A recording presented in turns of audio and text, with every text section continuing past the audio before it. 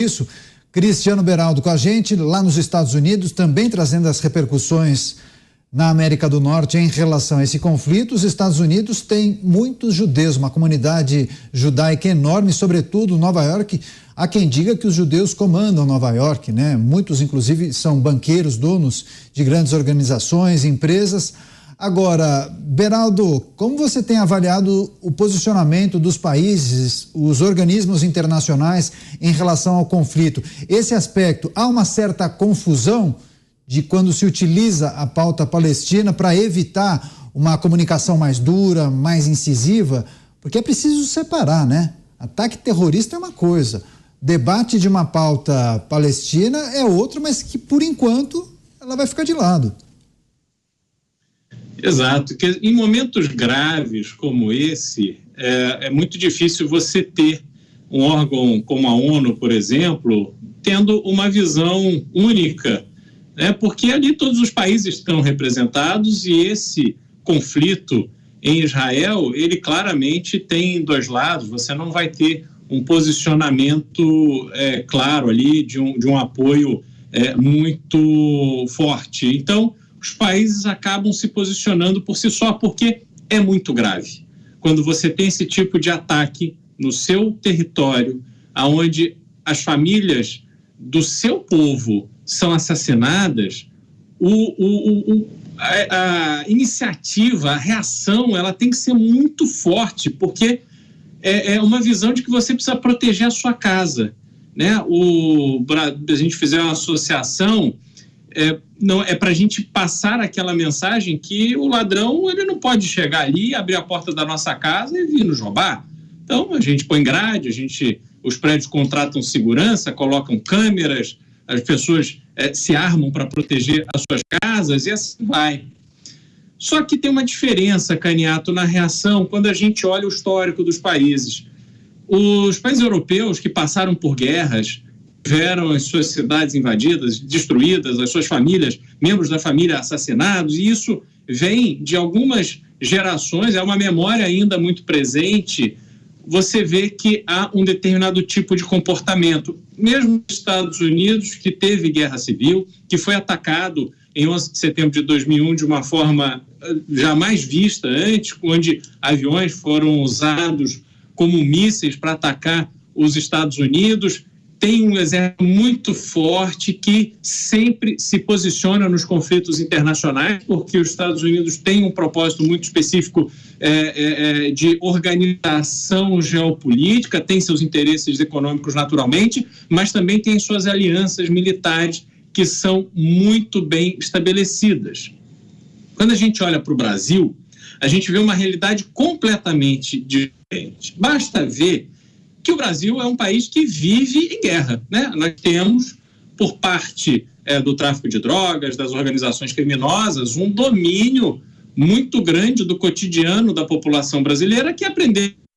Quem pode anda de carro blindado, quem pode mora num condomínio que tem segurança, você leva o celular do ladrão, a carteira do ladrão, quer dizer, a violência foi incorporada no nosso cotidiano.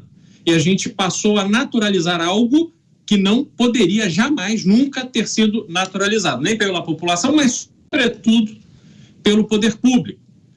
Então, o brasileiro é um povo muito pacífico, ele não consegue, muitas vezes, olhar o que está acontecendo em Israel e, veja, essas imagens, essa destruição, esse monte de entulho, prédios, residências transformadas em entulho, isso tudo não é normal, isso tem que ser visto como uma agressão inaceitável, mas nós não temos essa cultura. Então, eu estava há pouco lendo a manifestação pública, publicada no Instagram, numa rede social, do Diretório Central dos Estudantes da PUC-Rio, aonde eles se manifestam em favor da população palestina, ok? Mas contra Israel. Quer dizer, colocam essa manifestação num contexto em que o responsável por tudo é Israel, ignorando solenemente essas imagens das atrocidades que foram cometidas por terroristas do Hamas em solo israelense.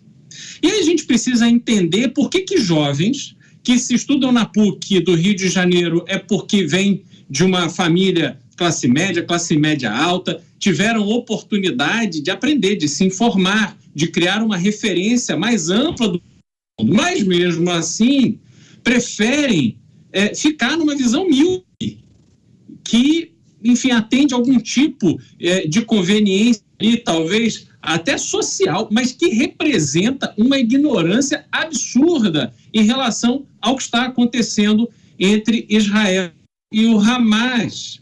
E a gente precisa também ter um pouco essa compreensão, quer dizer, o que leva a essa ignorância?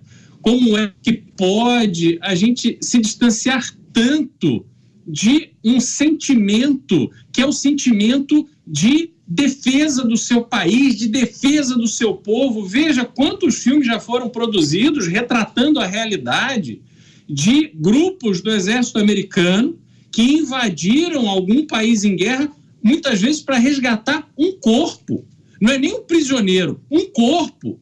Porque a vida do norte-americano para os Estados Unidos é algo valiosíssimo, vem primeiro que tudo. Mas nós ainda não chegamos, como sociedade no Brasil, num nível que permita a compreensão dessa dinâmica. Nós somos um país que é isso, você é assaltado hoje, amanhã você segue a tua vida. Você tem um parente assassinado, a gente viu recentemente o que aconteceu no Rio de Janeiro com aqueles médicos de São Paulo, e hoje já pouca gente fala do assunto, passou o ônibus com a granada no Rio de Janeiro também, e já não é mais um assunto.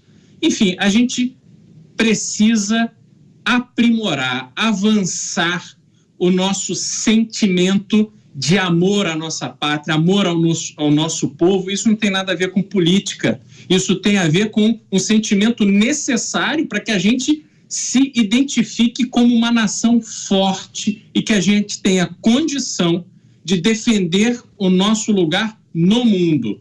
Então é bom a gente usar esse momento também, Canhato, para fazer essa reflexão.